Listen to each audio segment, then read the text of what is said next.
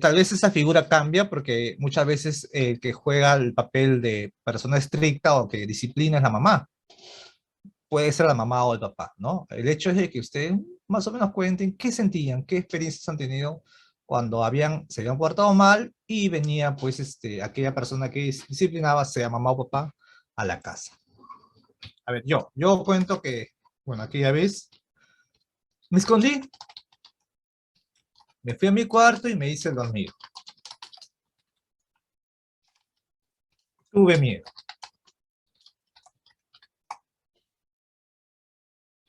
A ver, ¿quién más se anima?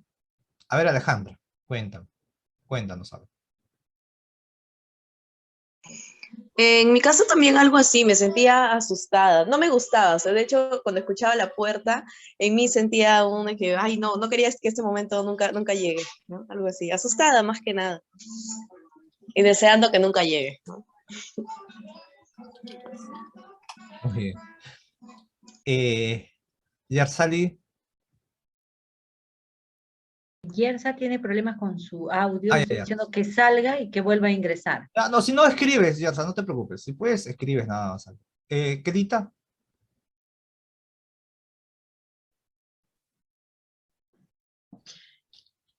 A ver, yo nunca he tenido problemas con mi papá, pero sí con mi mamá. Ah, ya, ya fue. Sí, mi papá era más de hablar, conversar. Y cuando, bueno, al menos conmigo, cuando me castigaba era pues cuando ya me había advertido como 3 veces y lo cometía, ¿no? En cambio, mi mamá en la primera nomás, en la primera, ¿Qué era, sentías? ¿Qué pasaba cuando tú esperabas de que ya la mamá se iba a enterar? no se lo contaba a mi papá. Y cuando, ya cuando él murió, entonces, um, aprendí a decirle y no correr, porque sabía ya cuál era su reacción. Era, ella no te hablaba, primero te daba, te castigaba, y luego después, cuando le pasaba el coraje, te hablaba. Entonces, le decía y esperaba quieta el castigo, pero mis hermanos, yo veía que mis hermanos huían, ella detrás, ella te imaginas, nosotros teníamos una casa frente al parque, ahora es un parque, ¿no? Pero puedes imaginar mis hermanos corriendo alrededor del parque y mi mamá detrás, con su correa. Entonces, Correa y sandalias ahí, todo. eh, había veces en que los zapatos también volaban. Sí. Muy bien. Pero yo recibía en la primera, pero sí, al principio creo que era temor, pero cuando estaba vivo mi papá nunca tuve temor, se lo contaba a él. Ya él veía cómo se arreglaba, ahí él escuchaba a mi mamá, vaya. Pero cuando él murió, aprendí a decirle de frente, la verdad. Así que ya sabía que me iba a castigar, después te lo hablaba ya. Entonces, ya. Wow, no te librabas igual. No, igual no te dice, o le dices y le dices, pues, ¿no? Ya no había forma. Igual te iba a Bueno, castigar. con tal que no sea después de los 20 años, Kedita, que la situación se mantuvo, no, no hay problema. Mm, no, no, porque yo salí antes de los 18 a vivir Ah, sola, mira. porque me vine a estudiar, entonces ya, sí, Ya, pero ya, pasó. ya, eso es para otra historia. Gracias. Hermana Edith, ¿nos cuenta algo? Yo creo que siempre nuestros padres cuando eran mayores han sido más así, ¿no? Una sola vez mi padre me privó de algo o de no ir al cine porque era pecado. Y como mi tía insistía en llevarme, yo quise ir. Me puse, creo que terca, pero él sacó su correa y me dio como dos correas, privándome del permiso y todo. Y lo que sentí ese día fue cólera y dolor.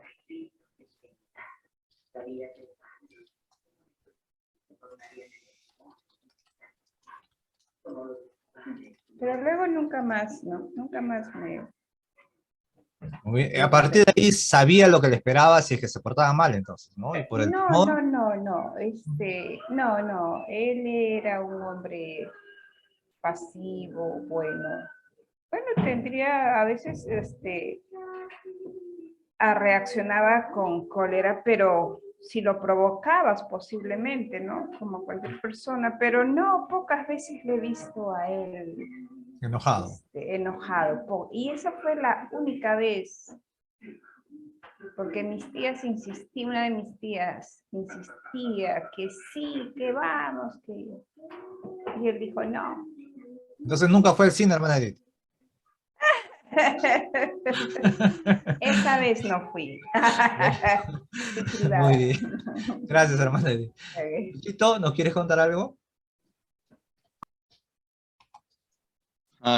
Bueno, en este caso, ¿qué sentías? Para mí sería cuando mi madre llegaba a casa, después de que nosotros hiciéramos travesura y media en casa. Bueno, sí, decíamos, ahora ¿qué le vamos a decir a la Lula?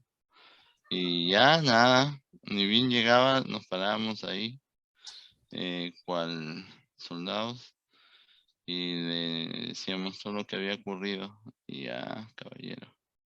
Ya, pero eras tan insensible que no sentías ni cierto temor, o es que ya estabas acostumbrado al castigo. No, no entiendo eso, Luchito. Sí, ya, no tanto el castigo, porque no, o sea, no era, mi madre no era una mujer que castigaba constantemente, pero sí, como que nos enseñó a que cualquier cosa que pase, eh, sea lo que sea, pues lo hablemos.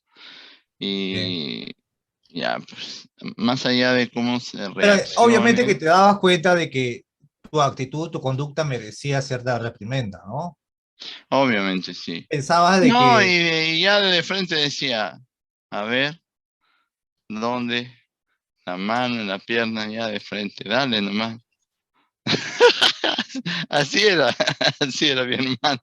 Mi hermana sí le sentía pavor, pero bueno, ya fue, ¿qué vamos a hacer? Así es la vida. muy bien, gracias, gracias a todos. Esto pregunté porque es importante, ¿no? La primera parte dije que a veces cuando esperamos a alguien, en cuanto tenemos una expectativa buena, de cariño, de amor, de familia, nuestra actitud es estar contento, ¿no? Esperamos ese momento que ya vuelva, ¿no? Que se aparezca, que las cosas sean de momento. Pero sin embargo, cuando no hemos hecho las cosas bien, cuando tenemos algún sentimiento de culpa, este momento preferimos, como algunos lo han manifestado, que se aplace, ¿no? Que se demore. Todavía no, ¿no? Y esto nos trae a cotación el hecho de ser cristianos y la expectativa que tenemos acerca de la venida de Jesús. Yo, cuando converso con mi mamá, siempre, ella siempre dice, pues ya has orado, estás preparado, hay que estar a cuentas con Dios, cosas por el estilo, ¿no?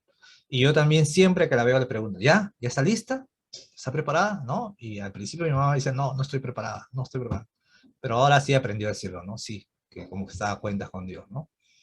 Y vamos a ver esto que se traduce en lo que fue en un texto bíblico en los tiempos de Jesús, cuando Juan el Bautista, estamos continuando la historia de la semana pasada, bautizó, ¿no? Bautizaba. Vamos a leer este texto así de corrido para que tengamos una idea de lo que nos quiere decir acá el Evangelio. Voy a pedir a Luchito, que te tengo ahí ya a la vista, que puedas leernos todo el texto, por favor. Listo, vamos. Dice así, y decía en el Evangelio de Lucas 3, 7 al 18, y decía a las multitudes que salían para ser bautizados por él, oh generación de víboras, ¿quién os enseñó a huir de la ira venidera? Haced pues frutos dignos de arrepentimiento, y no comencéis a decir dentro de vosotros mismos, tenemos a Abraham por padre, porque os digo que Dios puede levantar hijos a Abraham aún de estas piedras. Y ya también el hacha está puesta a la raíz de los árboles, por tanto todo árbol que no da buen fruto se corta y se echa en el fuego. Y la gente le preguntaba diciendo, entonces, ¿qué haremos? Y respondiendo les dijo, el que tiene 2 túnicas, dé al que no tiene y el que tiene que comer haga lo mismo. Vinieron también unos publicanos para ser bautizados y le dijeron, Maestro, ¿qué haremos? Y él les dijo, no exijáis más de lo que os está ordenado. También le preguntaron unos soldados diciendo, ¿y nosotros qué haremos? Y él les dijo, no hagáis extorsión a nadie, ni calumniéis, y contentaos con vuestro salario. Como el pueblo estaba en expectativa, preguntándose todos en sus corazones si acaso Juan sería el Cristo, respondió Juan, diciendo a todos, yo a la verdad os bautizo en agua, pero viene uno más poderoso que yo, de quien no soy digno de desatar la correa de su calzado. Él os bautizará en Espíritu Santo y fuego. Su aventador está en su mano y limpiará su era y recogerá el trigo en su granero y quemará la paja en fuego que nunca se apagará. Con estas y otras muchas exhortaciones anunciaba las buenas nuevas al pueblo. Gracias, hermano Lucho. Bueno, el texto, como veíamos la semana pasada también, la parte de Lucas, se confronta acá Juan el Bautista con muchas personas que iban al bautismo que él estaba haciendo, ¿no? Que nosotros decíamos que era el bautismo de arrepentimiento, donde él se identificaba como aquel que preparaba el camino del Señor, ¿no? Entonces, obviamente, la gente iba a bautizarse como una señal de que eran purificados, eran limpiados, que se reconciliaban con Dios, ¿no? Que se arrepentían. Pero había gente que lo hacía o lo quería hacer de una manera hipócrita, solamente para el público, por decirlo así, ¿no? Y solamente como un rito, ¿no? Entonces, obviamente Juan el Bautista les habla muy fuerte, ¿no? Al punto de decirle generación de víboras, ¿no? ¿Quién os enseñó a huir de la ira venidera? Obviamente Juan conocía la reputación de aquellas personas que lo hacían de una manera, pues, hipócrita, ¿no? ¿Y cómo es que Juan, en este texto, nos va a decir cómo identificar a aquellas personas que lo hacen de una manera no honesta, no auténtica, no eran arrepentimiento auténtico? Es porque, como tenemos acá la frase, todo árbol que no da buen fruto se corta y se echa al fuego. Y esta idea la va a resaltar, ¿no? Por los frutos. ¿Cómo así? Cuando le pregunta, ¿qué haremos? Otra vez, otro grupo de publicanos le dice, ¿qué haremos? Y también un grupo de soldados dice, ¿qué haremos? En las tres ocasiones responde de la misma manera Juan el Bautista, ¿no? Que hagan unas obras buenas, ¿no? Que hagan obras, que den frutos. Eso en síntesis nos habla los dos párrafos que identificamos allí. Y el tercero y último párrafo habla ya de que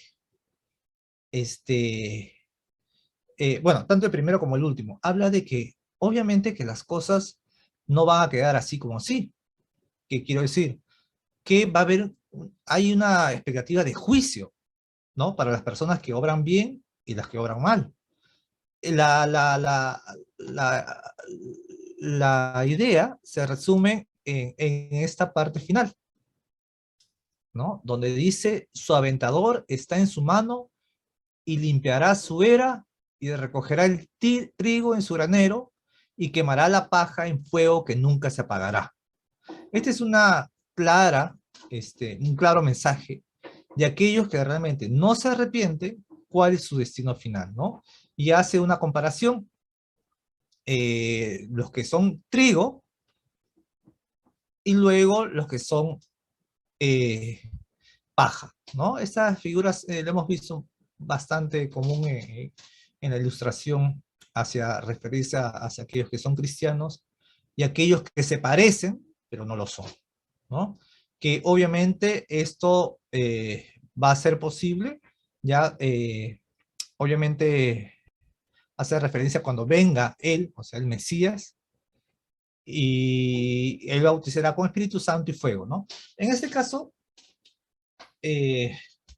habla del Espíritu Santo y fuego, pero en un contexto donde habla bueno, de que es más poderoso, obviamente, ¿no? De aquel que trae juicio, ¿no? A las personas.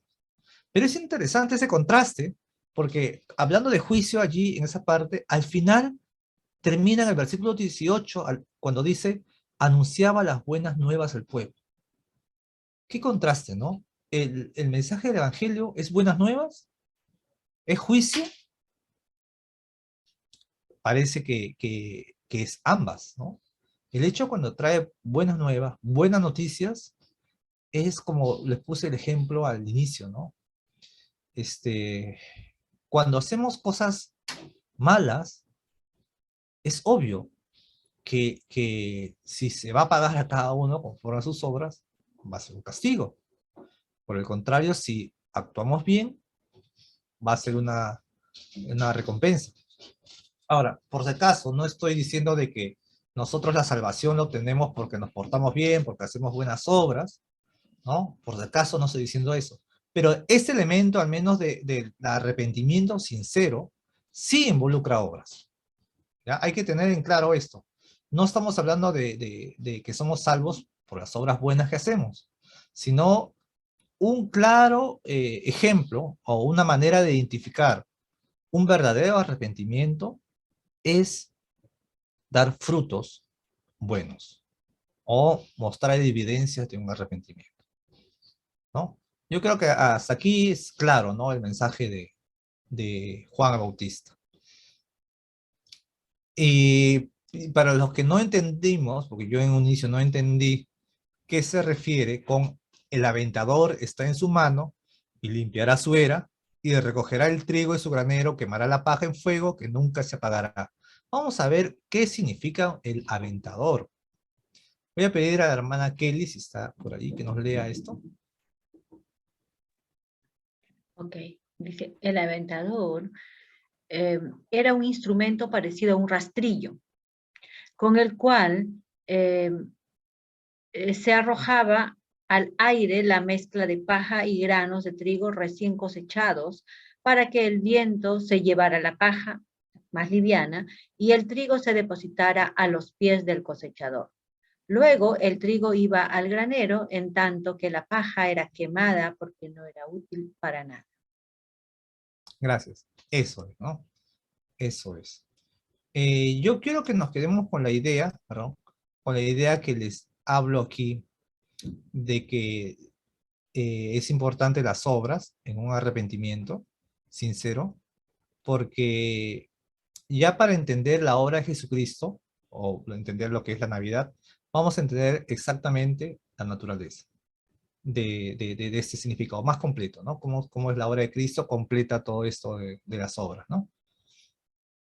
¿Algún comentario ahí? ¿Entendemos ahí? Más o menos. Ya, vamos a leer estos 3 PPT siguientes. Voy a pedir a Alejandra si podrías acompañarnos con esta lectura. Sí, a ver. Juan dijo, a decir verdad, aclaró que su mensaje no era el final, sino que él estaba preparando el camino para aquel que habría de venir. El mensaje de la venida de Cristo es en realidad un mensaje de buenas nuevas. Los mensajes de alegría y gozo que encontramos en la Biblia no tendrían sentido si no tuviéramos fe. La fe de saber que contamos con un Dios que nos salva y ahuyenta de nosotros todo temor. Ese es un mensaje alentador y lleno de esperanza, porque suceda lo que suceda en nuestras vidas, al final siempre estará Dios esperándonos. Gracias. Esto me hace acordar a mí el, el momento que nosotros enfrentemos la muerte. Hace casi ya 2 años falleció el pastor en el cual yo me congregaba y pude visitarlo pues unos meses antes de que fallezca. Conversamos, él muy sereno, él esperaba, ¿no? Esperaba encontrarse con Dios. Yo sé que para todos no es igual pensar en la muerte, es una tragedia de todas maneras porque una pérdida involucra una separación permanente, a menos en este mundo. y es una pérdida siempre, y porque la muerte no es natural, sino es fruto del pecado. Pero para un cristiano, no, debería ser el vivir Cristo y el morir de ganancia, porque es parte de lo que nos toca, ¿no?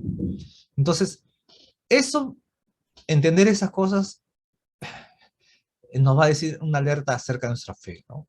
Cómo nosotros nos confrontamos con el más allá, con el paso más adelante. Dios nos fortalezca, nos enseñe, ¿no? A tener una expectativa de la vida, no solamente terrenal, porque sufrimos mucha frustración muchas veces, porque esta vida no es justa tampoco, no esperemos que sea justa. Y el hecho que nos esforcemos lo más que podamos no nos garantiza que realmente vamos a alcanzar cierto éxito, ¿no? Entendamos que nuestra ciudadanía nos pertenece a los cielos, ¿no?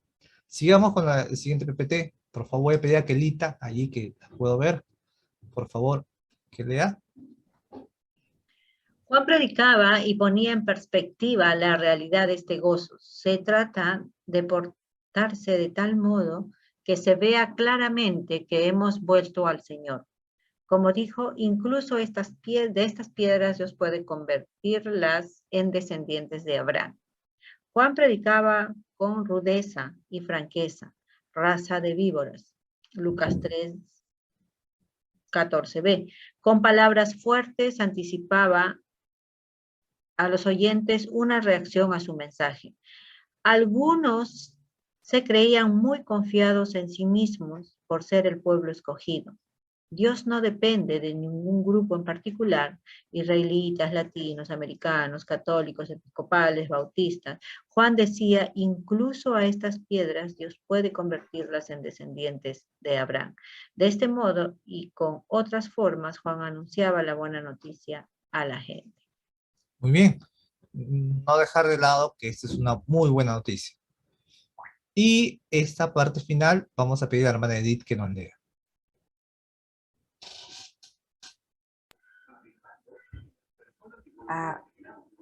Nos vienen los avisos divinos para que su misericordia sea aceptada.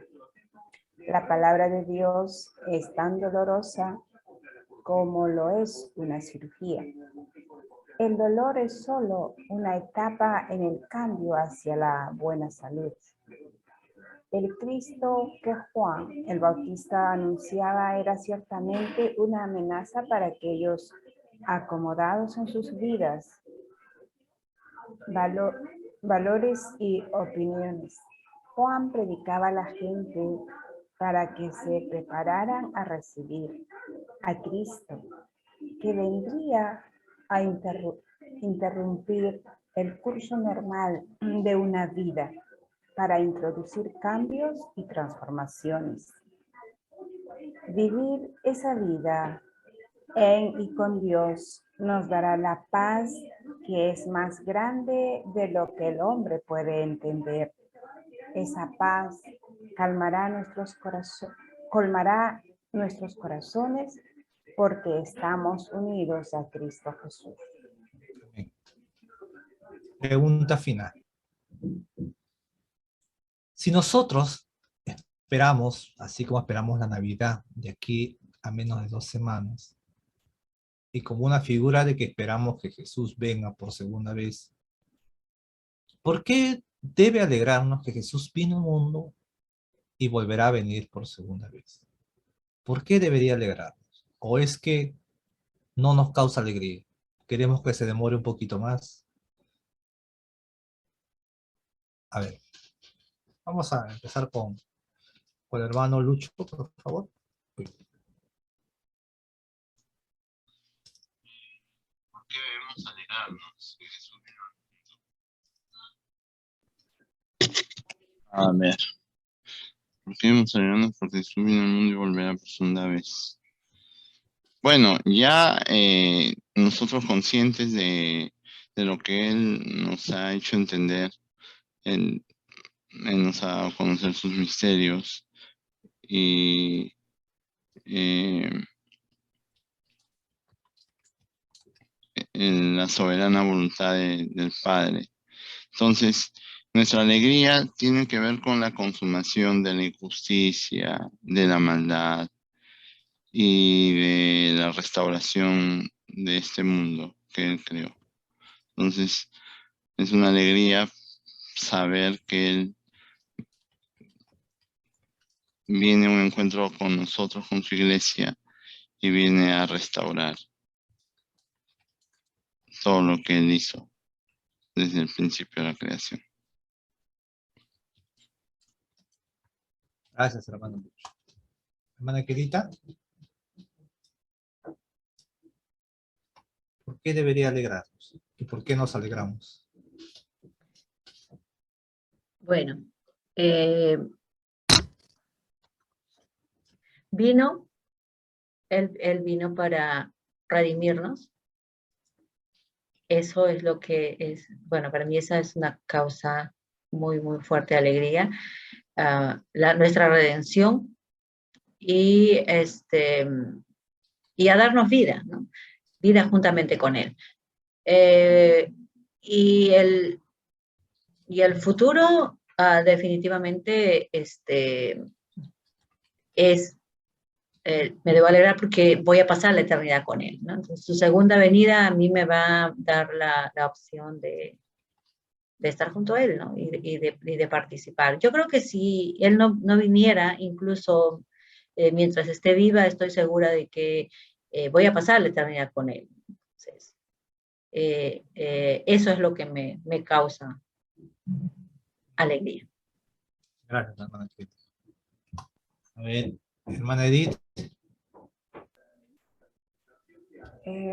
Creo que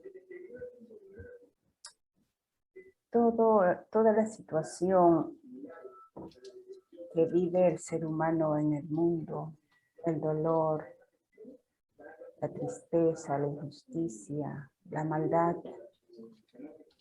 todo esto terminará. Uno quisiera cambiar cambiar el mundo. Bueno, es un deseo y uno quisiera cambiar uno mismo, pero uno lucha aún con toda la influencia maligna que está latente en la tierra. Pero la venida del Señor Jesús es una esperanza que se convierte en victoria, en realidad. Y alguien comentó que la muerte o el encuentro con Cristo cuando Él venga es un boleto para pasar la eternidad con el Señor. Entonces, con Cristo lo tenemos todo, aún más allá de la muerte. Y sus promesas son fieles. Gracias, hermana.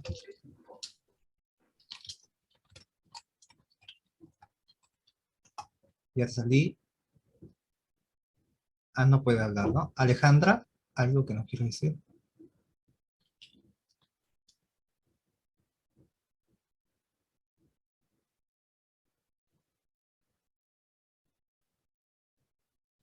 Bueno, yo... Ay, justo iba a hablar. Sí, sigue. Yo creo que porque es una prueba que puede fortalecer nuestra fe, algo así.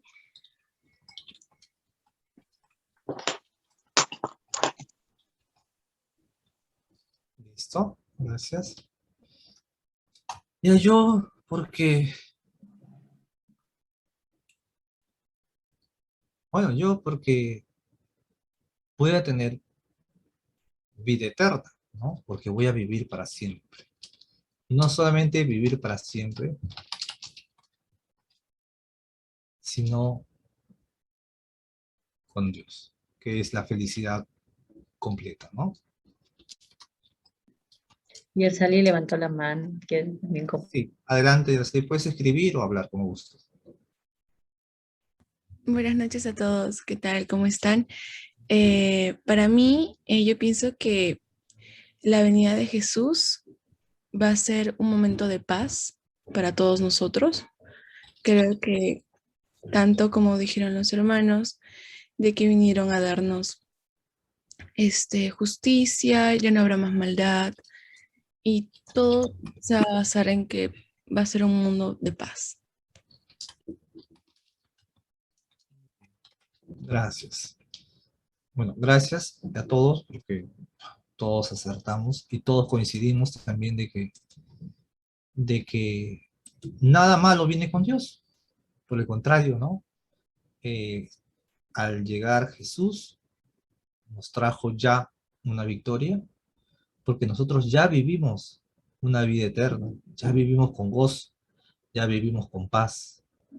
Y obviamente que no es comprensible eso, ¿no? Porque nosotros, nuestra paz no es muy sano a los ojos del mundo, ¿no? Sino es locura, ¿no? Y nosotros vivimos pues también con una esperanza de un mundo futuro.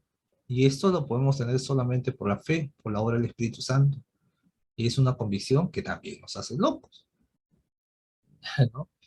Y yo creo que esto es obra justamente de lo que habíamos leído en el pasaje.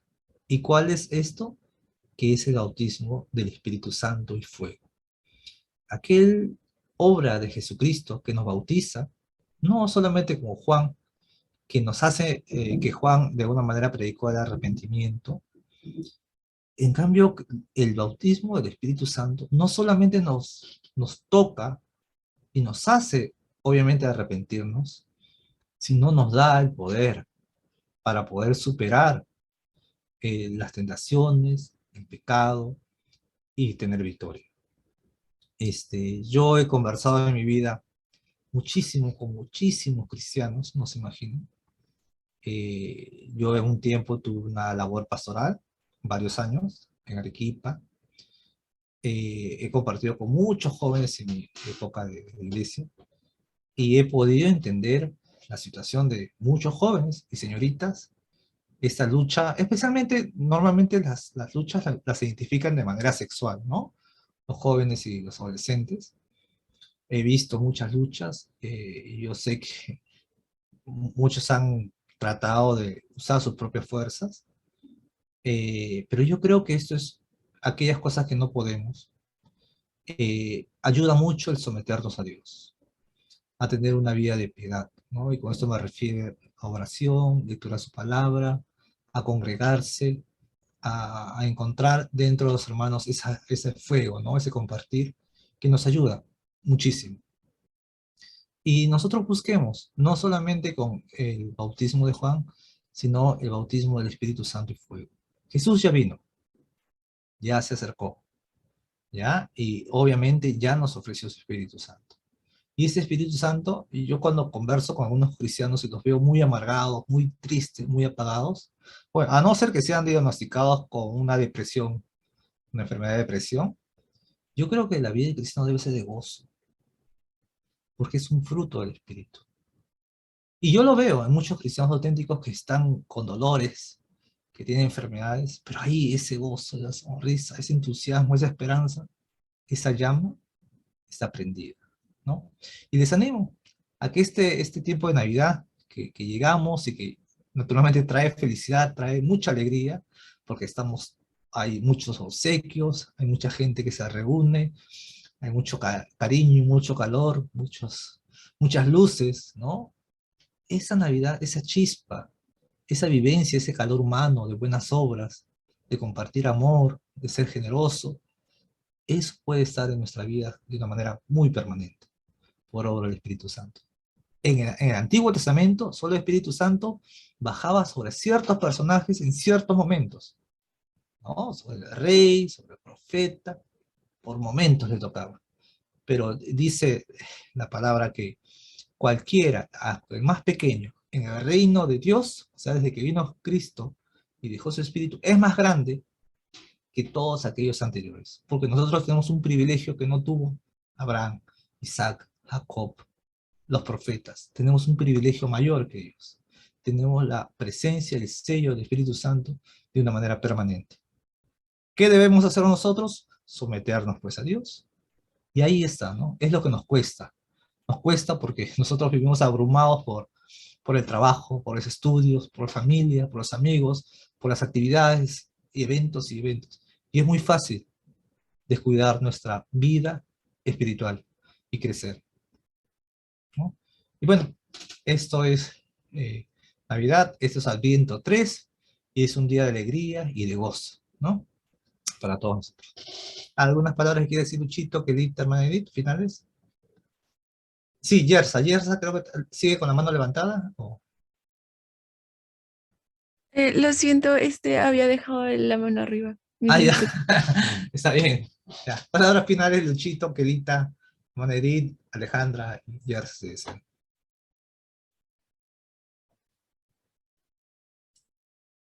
No, bueno, la idea es encontrar eh, cada uno en una lectura personal en sentido a la Navidad, y eso nos va a permitir entonces disfrutar al máximo ese tiempo. Ah, que algunos que se ponen al margen de esto dicen que el horario, que el calendario eh, de Bizancio, que el calendario constantino, que la unificación cristiana con él, que Jesús nació en marzo o en abril y no en diciembre.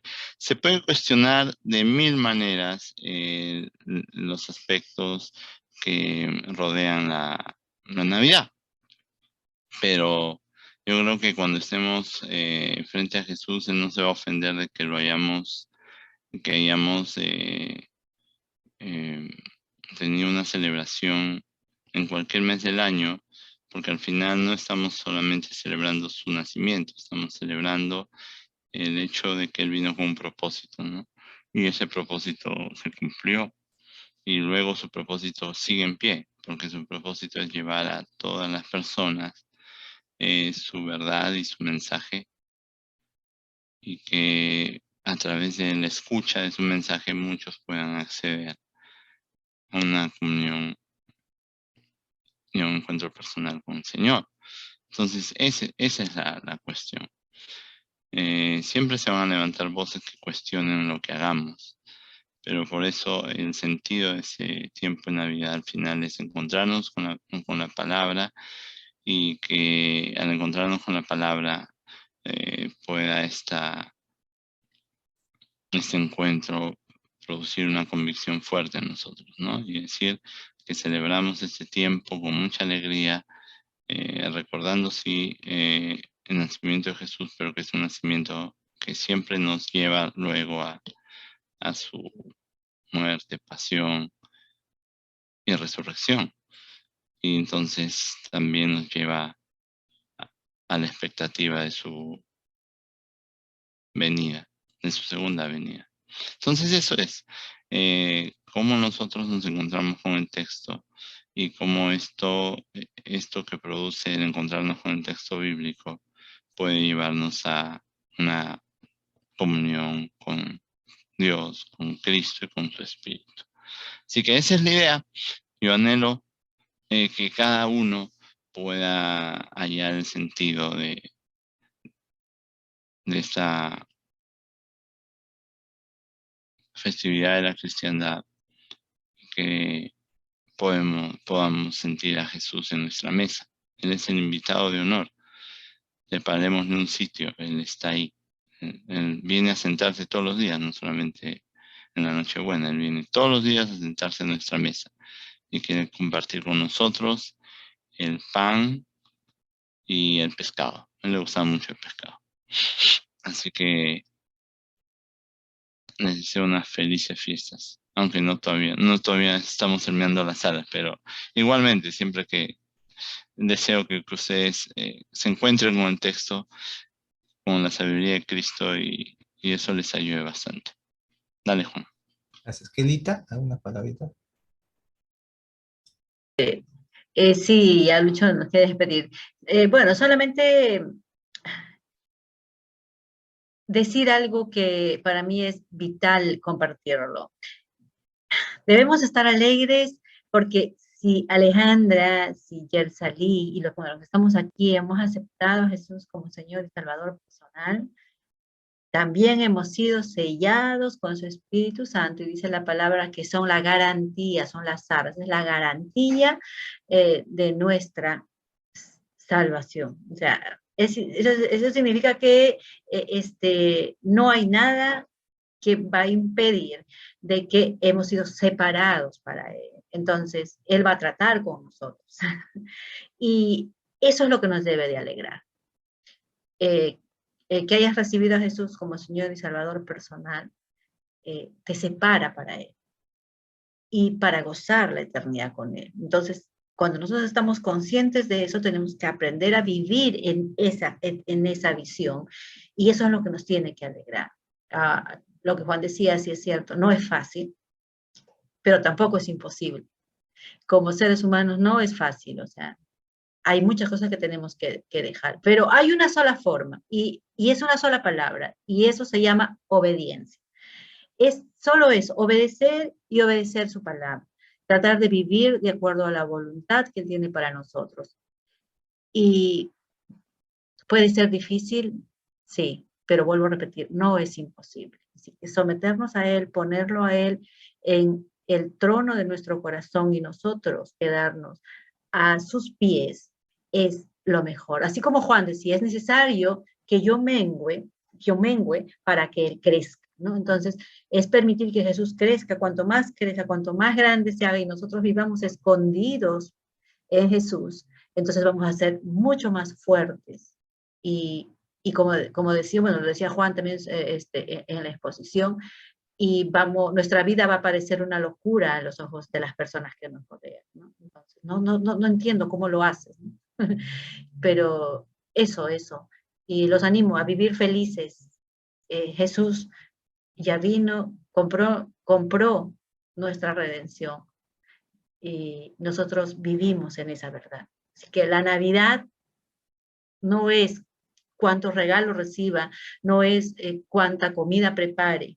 La Navidad no es cuántas luces pueda poner en mi casa, no es cuántos centros comerciales pueda recorrer. La Navidad es recordar esa verdad y vivir. Ahora, eso que voy a compartir, que voy a dar, es el resultado de lo que Dios hace en mí, ¿no? Entonces, puedo compartir, puedo dar, puedo sentarme en satisfacción para celebrar lo que tengo. Igual cuando hay, pero cuando no hay, en la escasez también, pero disfrutar. Y lo más importante es que Jesús tiene el control. Y vivamos fuertes. Hermana Edith, ¿quiere decir algo? Tenemos 1 minuto y medio, hermana.